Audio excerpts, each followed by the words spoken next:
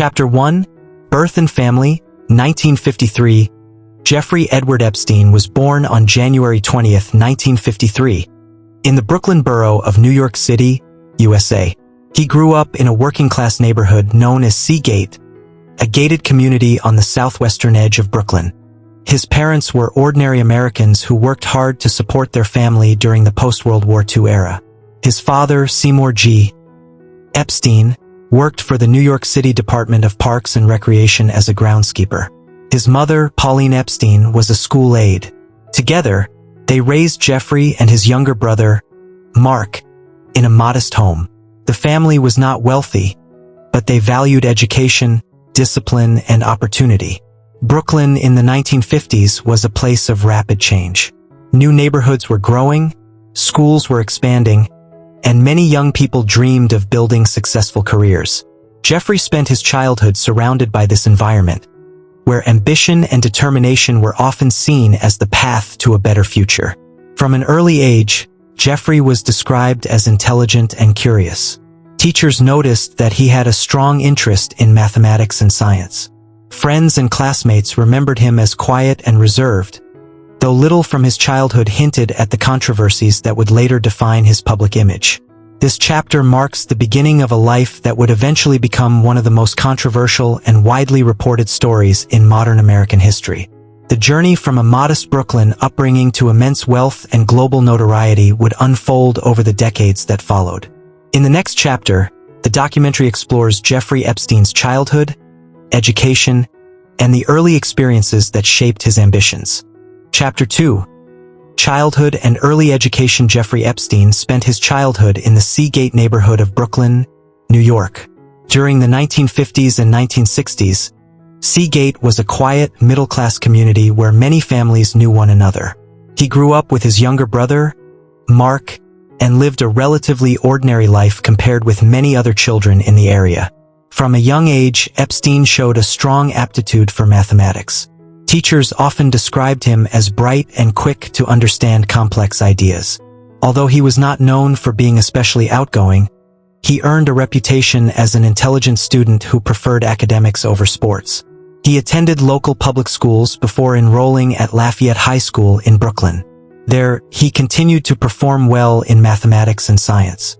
Classmates later recalled that he was ambitious and appeared determined to build a successful future for himself.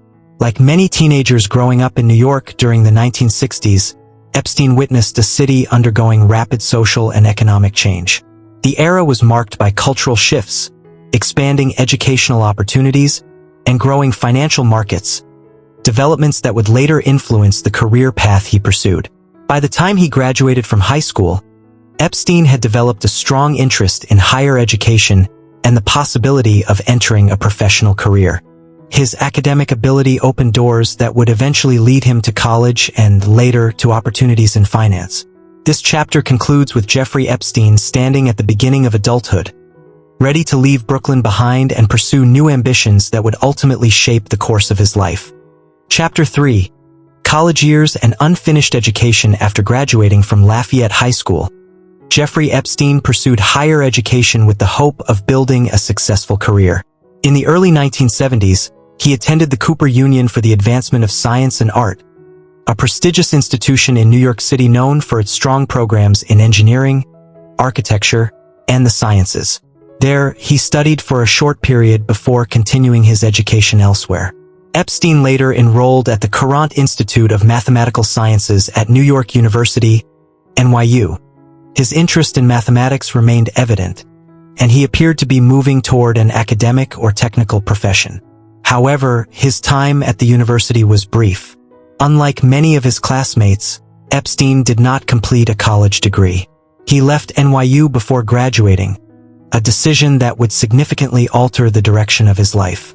Despite lacking a university diploma, he was determined to build a successful career through ambition, confidence, and networking.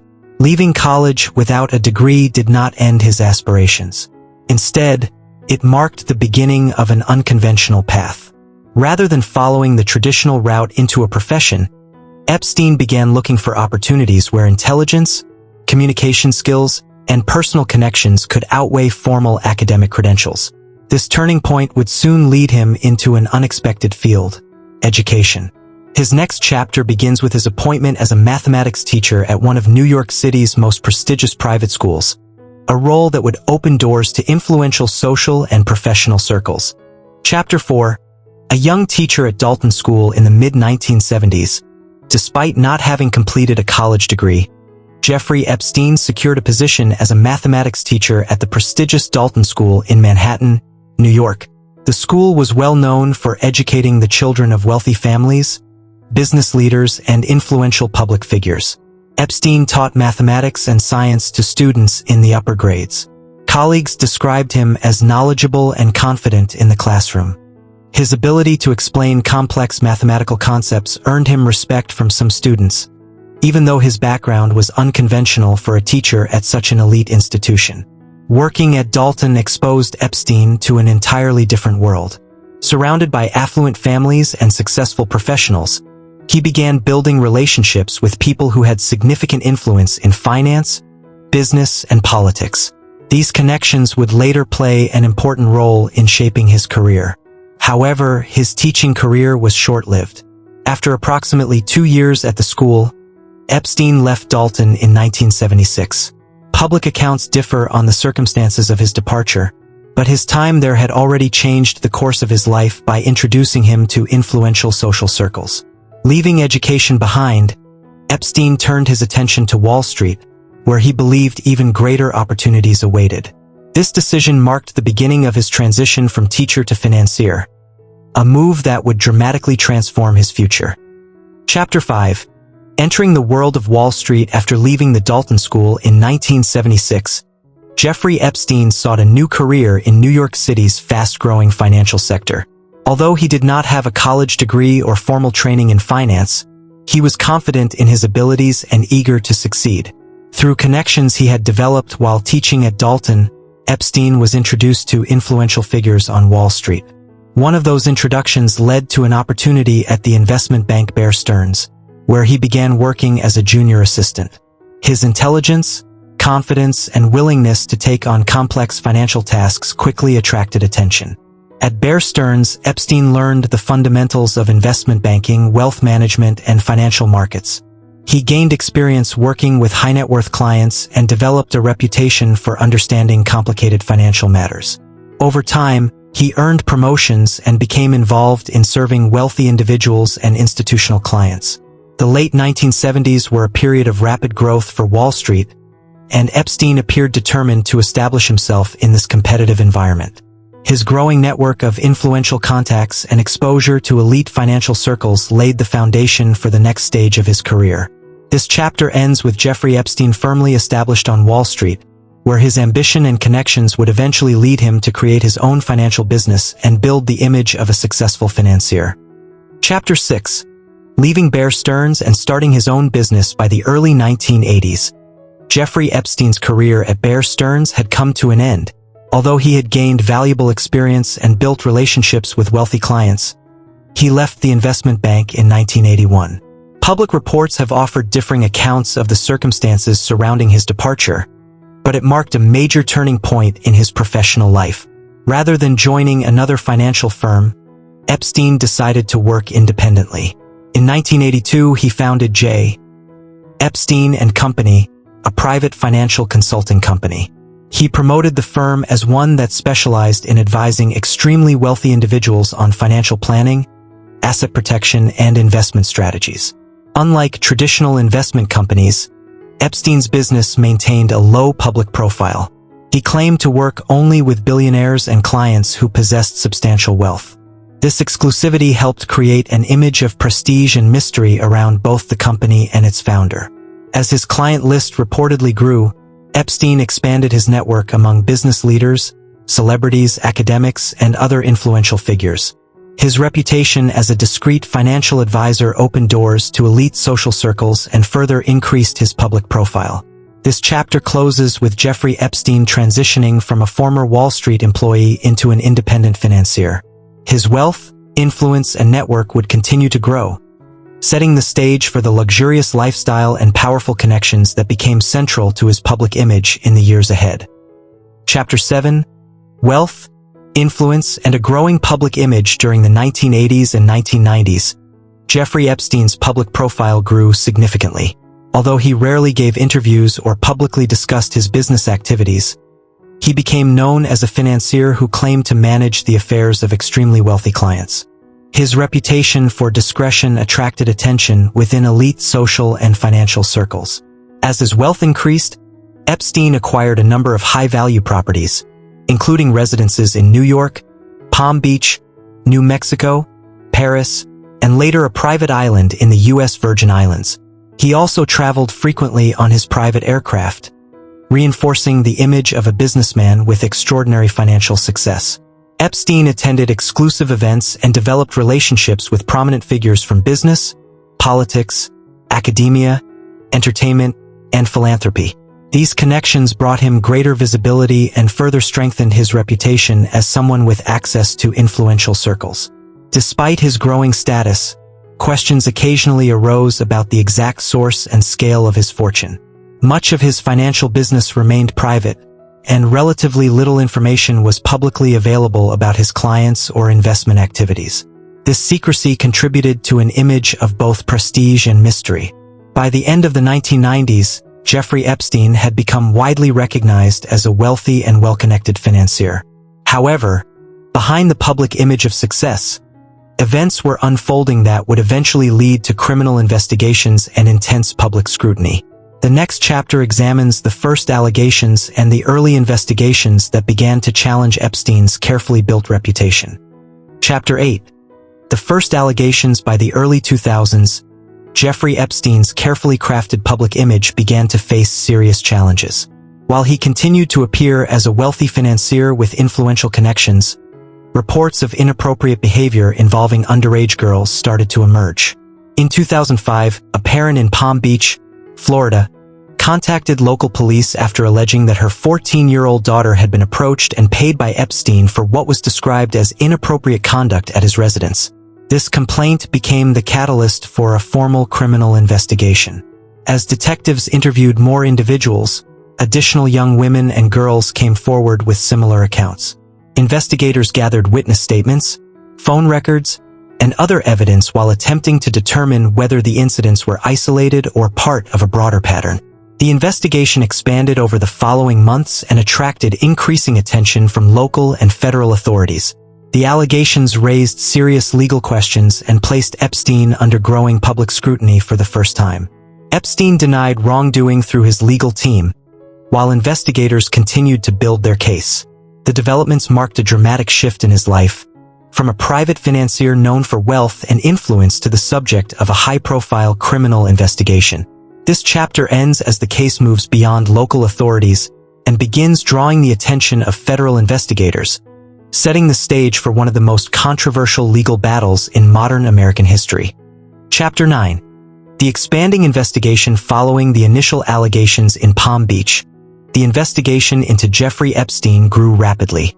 Detectives continued interviewing witnesses, collecting evidence, and comparing accounts from multiple individuals. As more people came forward, investigators believed the case extended beyond a single incident. The Palm Beach Police Department devoted significant resources to the investigation.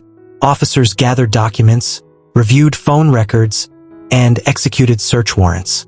Their findings were eventually presented to prosecutors for possible criminal charges.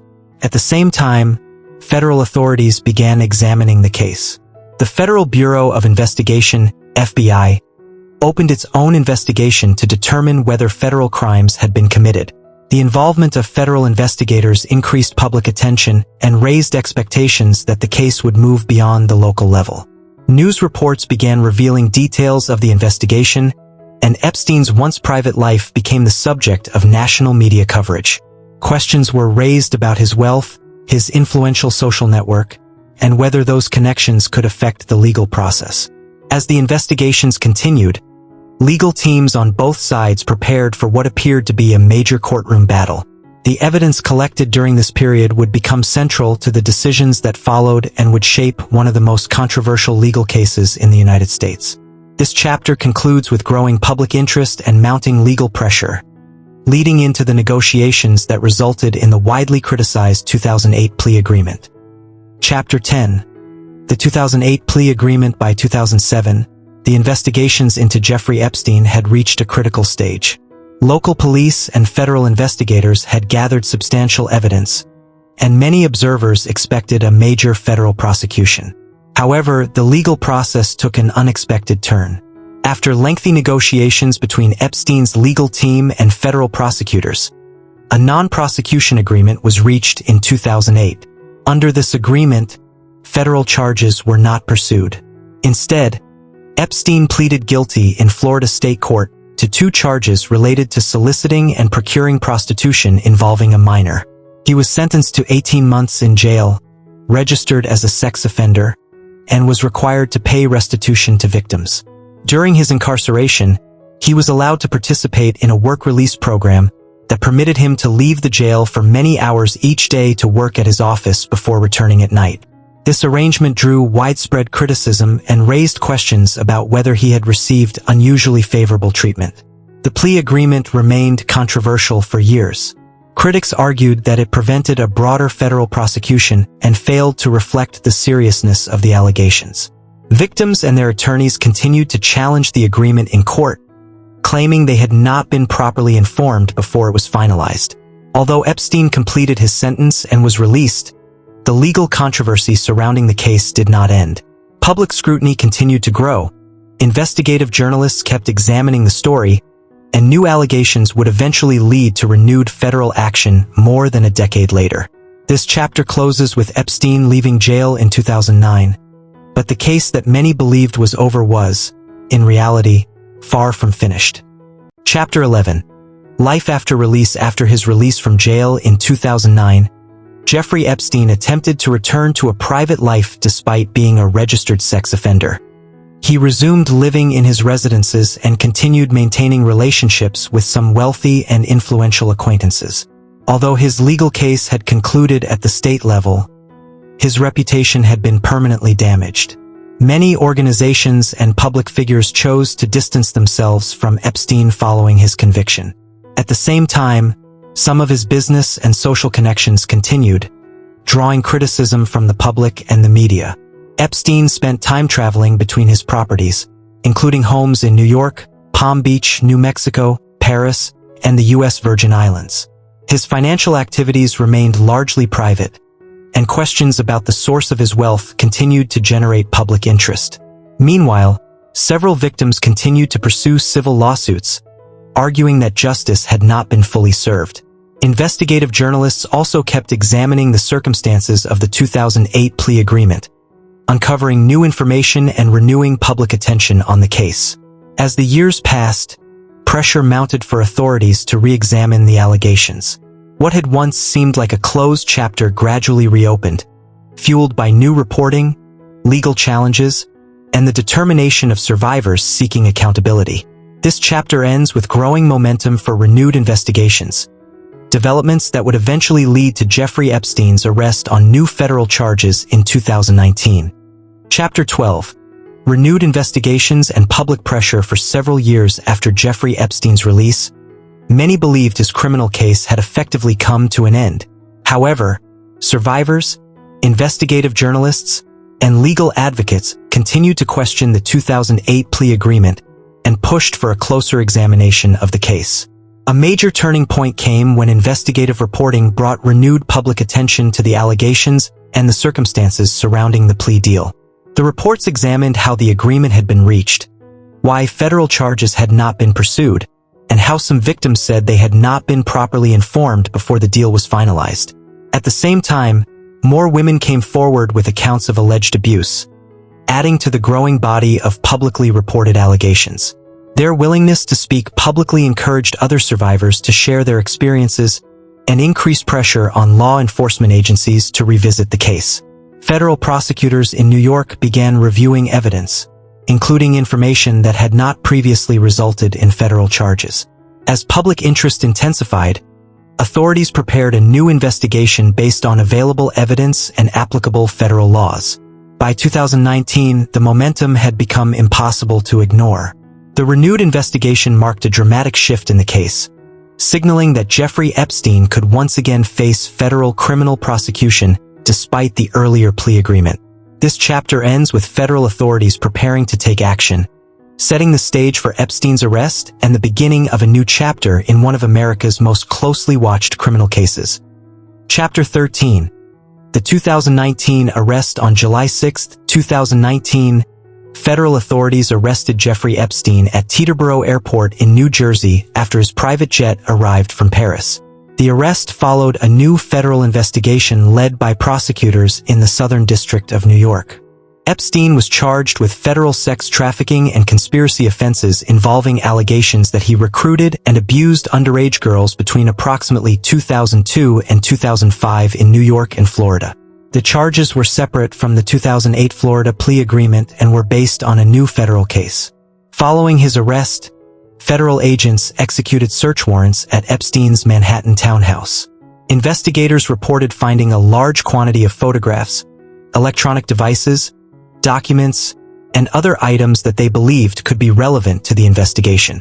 These discoveries became an important part of the government's ongoing case. Epstein appeared before a federal judge and was denied bail.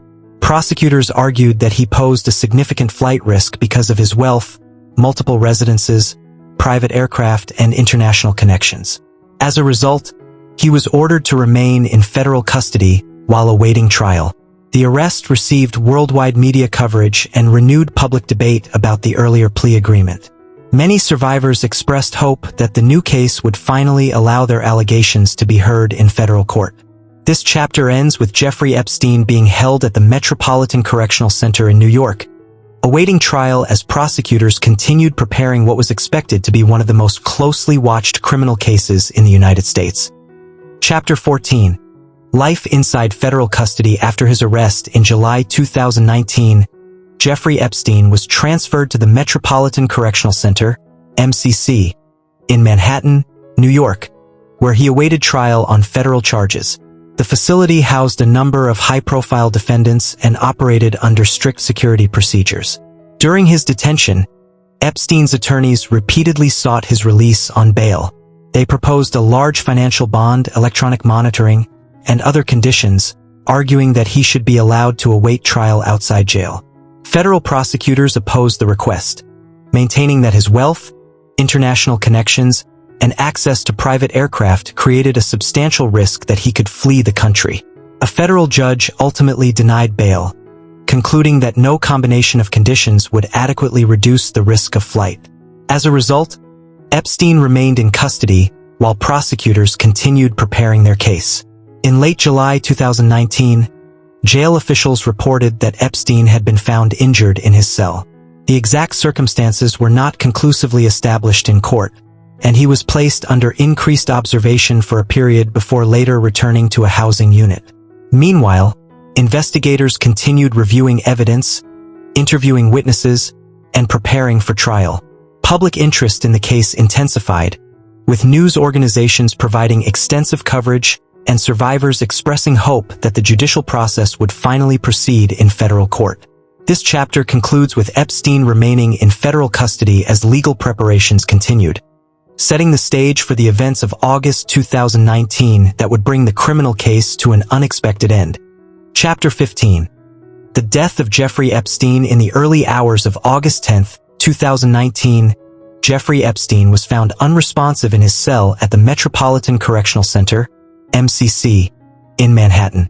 Correctional staff began emergency medical treatment before he was transported to a nearby hospital, where he was pronounced dead. The New York City Office of Chief Medical Examiner determined that the cause of death was suicide by hanging. The official ruling concluded the medical investigation, but the circumstances surrounding Epstein's death quickly became the subject of widespread public attention and intense media coverage. Multiple government reviews later identified serious failures at the jail, including staffing shortages, lapses in required inmate checks, and procedural errors on the night of Epstein's death. These findings led to criticism of the facility and raised questions about how the required safety procedures had not been followed. Because Epstein died before his trial could begin, the criminal case against him was formally dismissed under U.S. law. As a result, The allegations against him were never tested in a federal criminal trial, leaving many survivors disappointed that they would not have the opportunity to see the case heard in court. Despite the official determination regarding his death, numerous conspiracy theories spread online. However, those theories have not been substantiated by official investigations, and the documented findings remain the basis of the government's conclusion. This chapter marks the end of Jeffrey Epstein's life, but not the end of the story. His death shifted public attention toward the experiences of survivors, the broader network of associates, and the continuing legal proceedings involving others connected to the case. Chapter 16. The search for accountability. Jeffrey Epstein's death brought his criminal prosecution to an abrupt end, but it did not end the broader investigation into his activities. Federal authorities continued examining evidence, interviewing witnesses, and identifying individuals who may have assisted or participated in criminal conduct. For many survivors, Epstein's death meant they would never have the opportunity to testify against him in a federal criminal trial. Even so, many continued seeking justice through civil lawsuits and by cooperating with investigators. Their determination kept public attention focused on the case. Law enforcement agencies reviewed documents, financial records, travel logs, and electronic evidence collected during the investigation. These materials became important in understanding the wider scope of the case and whether others could face criminal responsibility. The investigation also increased scrutiny of people within Epstein's social and professional network. While many individuals had legitimate social or business contact with him, investigators focused on evidence rather than association alone. Public attention remained high as authorities separated documented facts from speculation. The case sparked broader discussions across the United States about the treatment of victims, accountability for powerful individuals, and the importance of conducting thorough and impartial investigations regardless of a person's wealth or influence. This chapter concludes with the investigation continuing beyond Epstein's death, leading to one of the most significant prosecutions connected to the case, the criminal proceedings against Ghislaine Maxwell. Chapter 17. The arrest of Ghislaine Maxwell following Jeffrey Epstein's death in 2019, federal investigators continued pursuing the broader case. Their attention increasingly focused on Ghislaine Maxwell, Epstein's longtime associate, who had been accused by multiple women of helping recruit and groom underage girls for Epstein. On July 2, 2020, FBI agents arrested Maxwell in Bradford, New Hampshire. She was charged in federal court with offenses including conspiracy and the enticement and transportation of minors related to the allegations involving Epstein. Maxwell denied the charges. Federal prosecutors argued that Maxwell had played a significant role in facilitating Epstein's abuse over many years. According to the prosecution, she helped build trust with victims before introducing them to Epstein. Maxwell's defense rejected these allegations and maintained her innocence. The case attracted international media attention and renewed public interest in the Epstein investigation. Many survivors viewed the prosecution as an important opportunity for accountability after Epstein's death had ended the criminal case against him. In 2021, after a weeks-long trial, a federal jury convicted Maxwell on several charges. She was later sentenced to prison. The verdict marked a significant development in the broader Epstein investigation and represented one of the most important legal outcomes connected to the case. This chapter concludes with Maxwell's conviction, while investigations, civil lawsuits, and public discussions about the Epstein case continued to unfold in the years that followed. Chapter 18. Survivors speak out as the legal proceedings continued. Many survivors chose to share their experiences publicly. For years, some had remained silent out of fear, trauma, or concern that they would not be believed. However, renewed investigations and growing media attention encouraged more individuals to come forward. Several survivors described how they believed they had been recruited as teenagers and later became involved in the criminal investigations and civil lawsuits. Their testimonies helped investigators better understand the scope of the allegations and brought greater public awareness to the experiences of victims. Survivors also spoke about the long-term effects of abuse, including emotional trauma, disrupted education, and difficulties rebuilding their lives. Many emphasized that their decision to speak publicly was motivated not only by a desire for justice, but also by the hope of preventing similar crimes in the future. Advocacy organizations praised the courage of those who came forward and highlighted the importance of providing support services for victims of sexual abuse. The case also renewed national conversations about how institutions, law enforcement, and the justice system respond to allegations involving powerful individuals. Although Jeffrey Epstein's death prevented a criminal trial against him, the voices of survivors remained central to the public understanding of the case. Their accounts shaped legal proceedings, influenced public opinion, and became an essential part of the historical record. This chapter concludes by emphasizing that the lasting legacy of the case is not only the crimes that were investigated, but also the determination of survivors to seek accountability and inspire reforms aimed at protecting future victims. Chapter 19. Civil lawsuits and financial settlements after Jeffrey Epstein's death. Numerous civil lawsuits continued against his estate and against individuals and organizations alleged to have played roles connected to his activities. Unlike criminal proceedings, these civil cases focused on compensation for survivors and accountability under civil law. A compensation program was established through the Jeffrey Epstein Victims Compensation Program, allowing eligible survivors to seek financial awards without going through lengthy court trials. Many survivors chose this route, while others continued with separate civil lawsuits.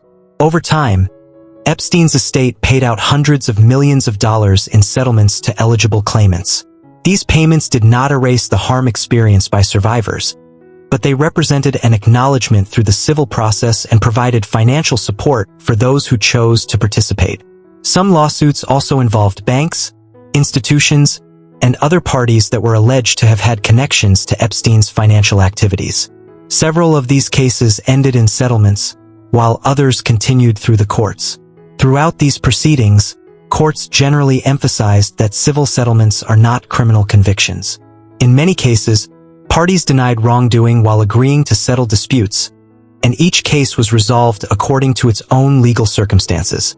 This chapter concludes with the understanding that, even after Epstein's death, the legal consequences of the case continued for years through civil litigation, compensation programs, and ongoing efforts by survivors to obtain justice and accountability.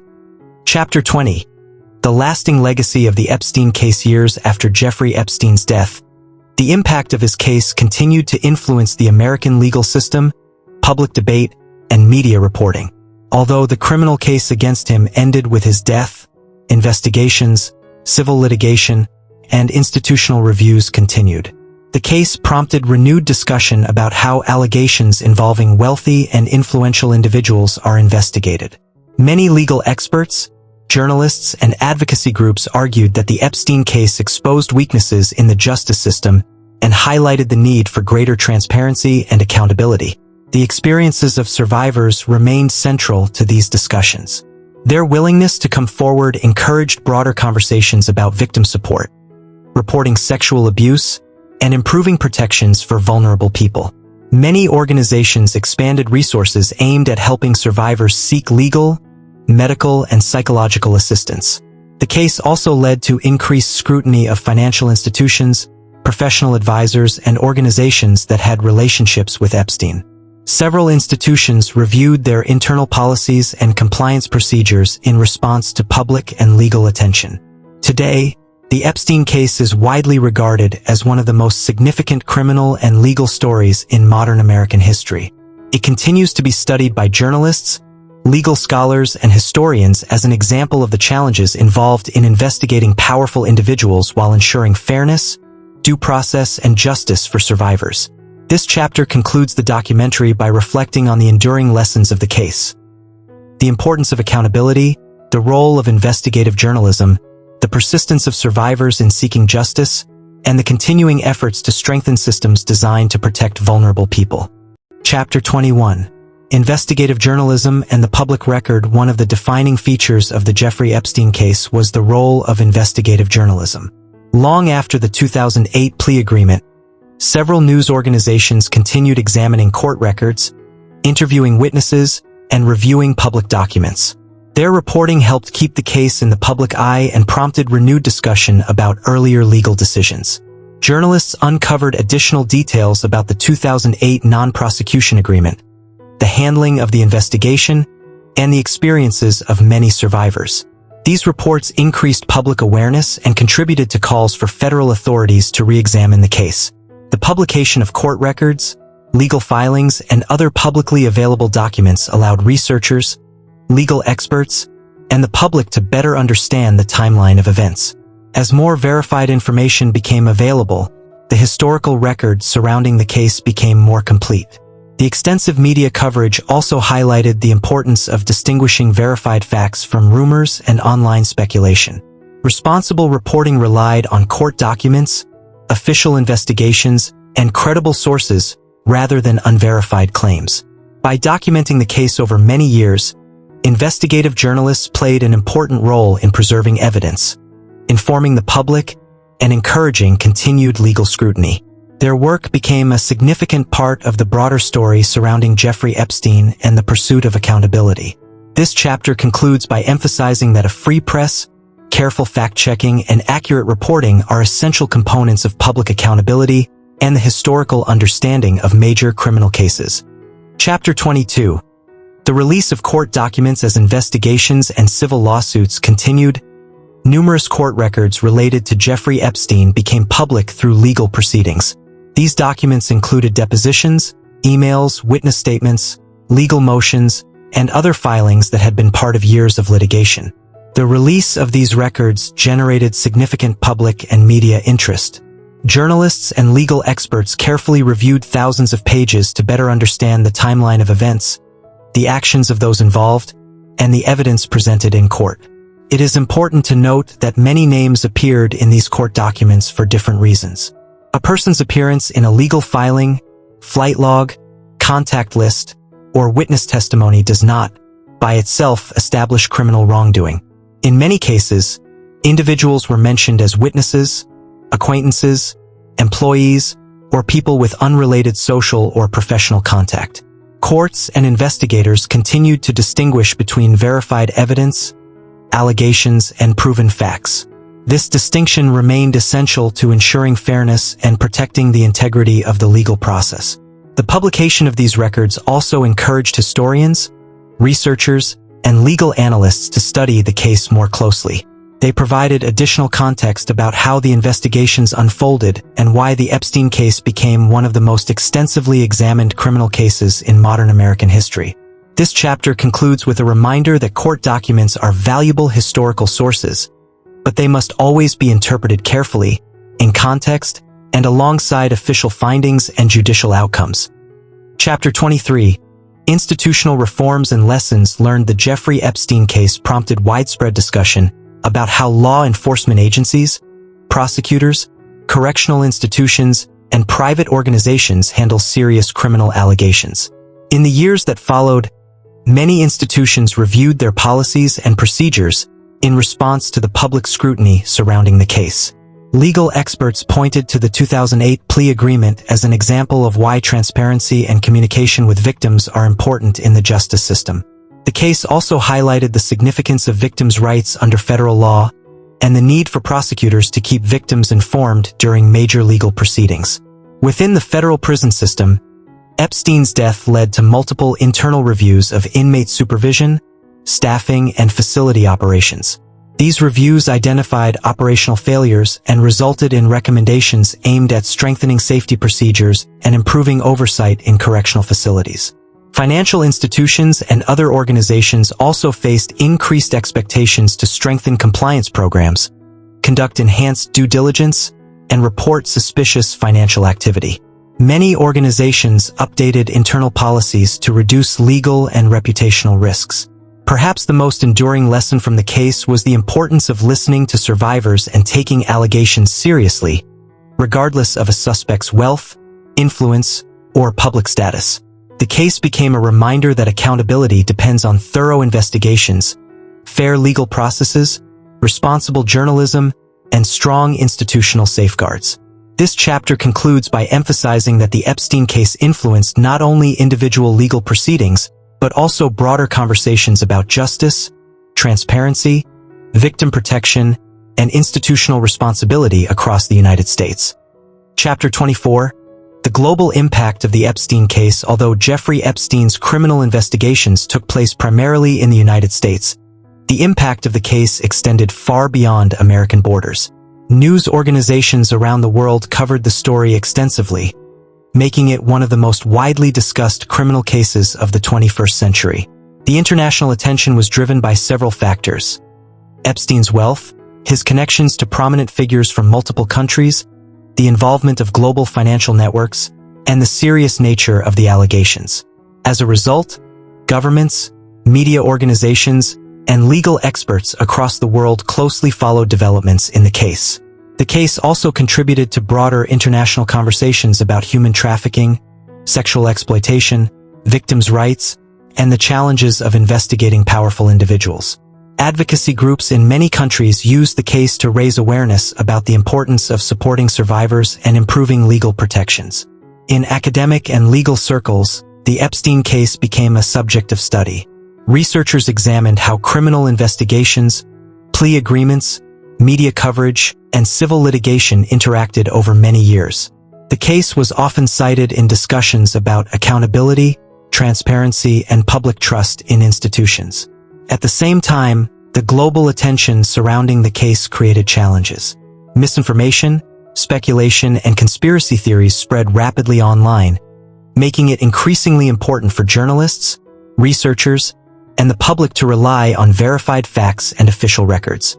This chapter concludes by showing how a criminal case that began with local allegations in Florida eventually became an international story, influencing public discussions about justice, accountability, and victim protection around the world. Chapter 25. Remembering the survivors. As the years passed, the focus of the Jeffrey Epstein case increasingly shifted away from Epstein himself and toward the survivors whose courage brought the case to light. Their willingness to speak with investigators, journalists, and the courts became one of the defining aspects of the story. Many survivors described years of emotional, psychological, and personal challenges. Some had remained silent for a long time because they feared they would not be believed or worried about the influence of powerful people. Over time, however, more survivors came forward, strengthening the public record and supporting ongoing legal proceedings. Victim advocates emphasized that recovery is different for every survivor. While some sought compensation through civil lawsuits, others chose simply to tell their stories or support reforms that could help protect future victims. The case also encouraged broader public conversations about the importance of listening to survivors with respect, conducting fair investigations, and ensuring that allegations are examined carefully through the legal process.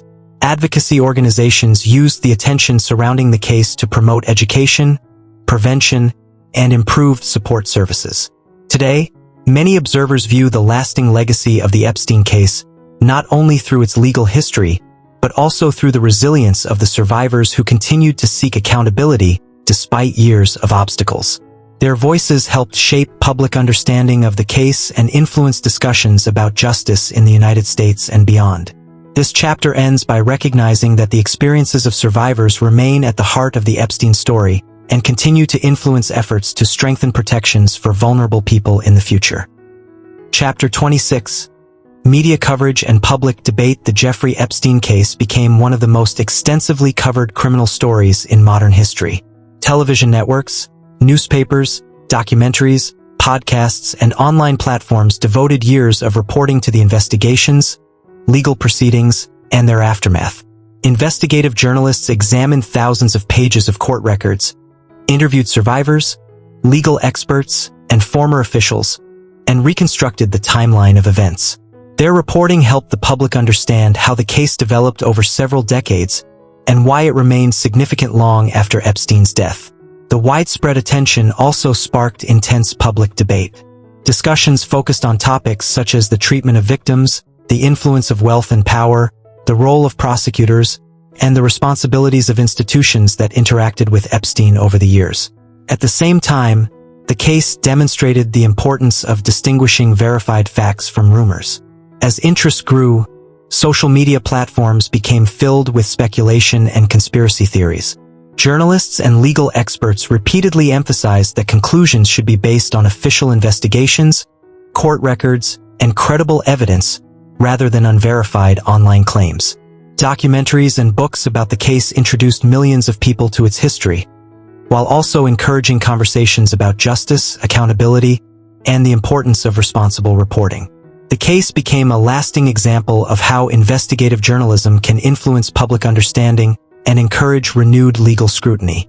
This chapter concludes by showing that the Epstein case was not only a legal story but also a media story, one that highlighted the power of accurate reporting, the risks of misinformation, and the public's continuing interest in accountability and truth. Chapter 27. The lasting legal legacy. Years after Jeffrey Epstein's death, the legal consequences of his case continued to shape discussions within the American justice system.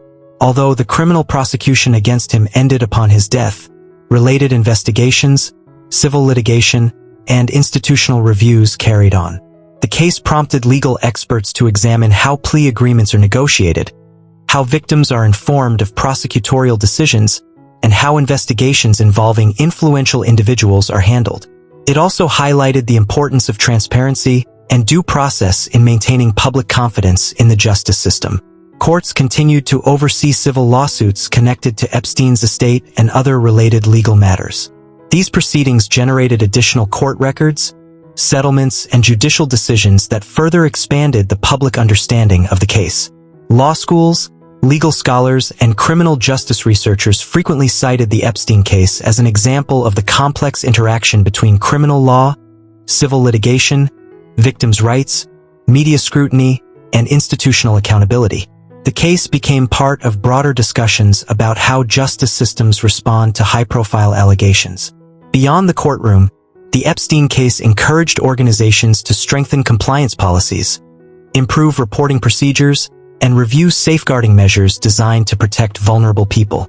Many institutions treated the case as an opportunity to evaluate their own practices and identify areas for improvement. This chapter concludes by emphasizing that the legal legacy of the Epstein case extends well beyond one individual.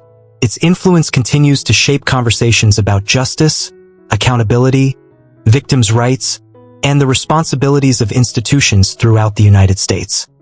Chapter 28. Historical perspective. With the passage of time, the Jeffrey Epstein case has become a significant subject of historical, legal, and journalistic study. Historians and researchers examine the case not only because of the crimes that were investigated, but also because of its impact on the American legal system, investigative journalism, and public awareness. The case demonstrated how a criminal investigation can evolve over many years, involving local police, federal agencies, prosecutors, civil courts, journalists, and advocacy organizations. It also illustrated the importance of preserving evidence, maintaining accurate public records, and conducting independent investigations.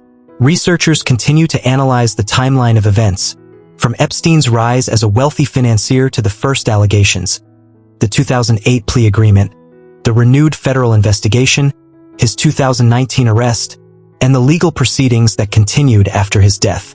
Each stage offers lessons about the strengths and challenges of the justice system. The Epstein case is also studied as an example of how public opinion can be influenced by both responsible investigative reporting and the rapid spread of misinformation online. This has reinforced the need for careful fact-checking, reliance on official records, and respect for due process.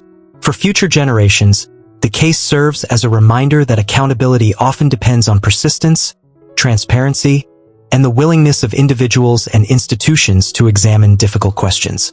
It remains one of the most consequential criminal cases in modern American history and continues to be referenced in discussions about law, ethics, and institutional responsibility.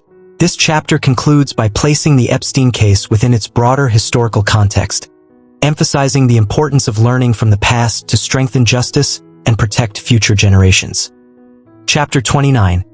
Lessons for the future. The Jeffrey Epstein case continues to be viewed as a landmark example of how complex criminal investigations can influence legal systems, public policy, and society.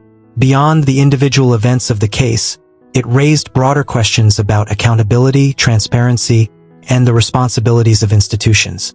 One of the clearest lessons is the importance of taking allegations seriously and conducting impartial investigations regardless of a person's wealth, influence, or public status. Equal application of the law remains a fundamental principle of the justice system. The case also highlighted the importance of victims' rights. Many legal experts have pointed to the need for clear communication with victims, access to support services, and meaningful opportunities for survivors to participate in the legal process where appropriate. Another lesson concerns the role of investigative journalism. Persistent reporting helped bring renewed attention to the case and encouraged further legal review. At the same time, the case demonstrated why the public should distinguish verified facts from speculation and rely on credible sources and official records. Institutions, including law enforcement agencies, prosecutors, correctional facilities, financial organizations, and private businesses, have continued to review policies aimed at improving oversight, compliance, and safeguarding procedures. These efforts reflect a broader commitment to preventing similar failures in the future. As the documentary nears its conclusion, the Epstein case stands as a reminder that justice involves not only court proceedings but also institutional accountability, responsible reporting, and continued efforts to protect vulnerable individuals. Its lessons continue to influence discussions about law, ethics, and public trust across the United States and beyond. Chapter 30. Conclusion. A case that changed America. Jeffrey Epstein's story began in a modest neighborhood in Brooklyn, New York, where few could have imagined the path his life would take. Over the decades, he rose from a young mathematics teacher to a wealthy financier with access to some of the world's most influential social circles. His success created an image of power and prestige, but behind that public image, serious allegations eventually led to criminal investigations that reshaped public opinion. The investigations into Epstein revealed not only alleged criminal conduct but also broader questions about accountability, victims' rights, institutional responsibility, and the administration of justice.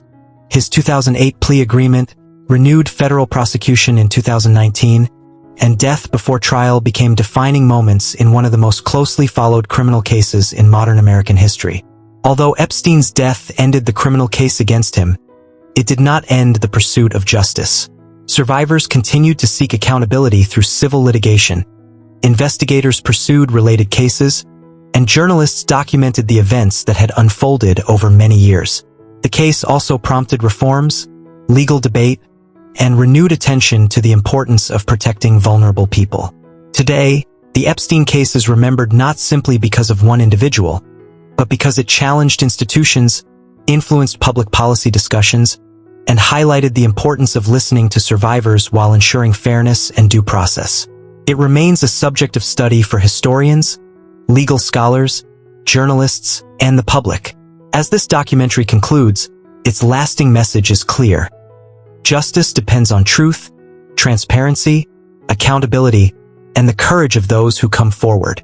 The lessons from this case continue to shape conversations about law, ethics, and the protection of vulnerable individuals, not only in the United States but around the world. Thank you.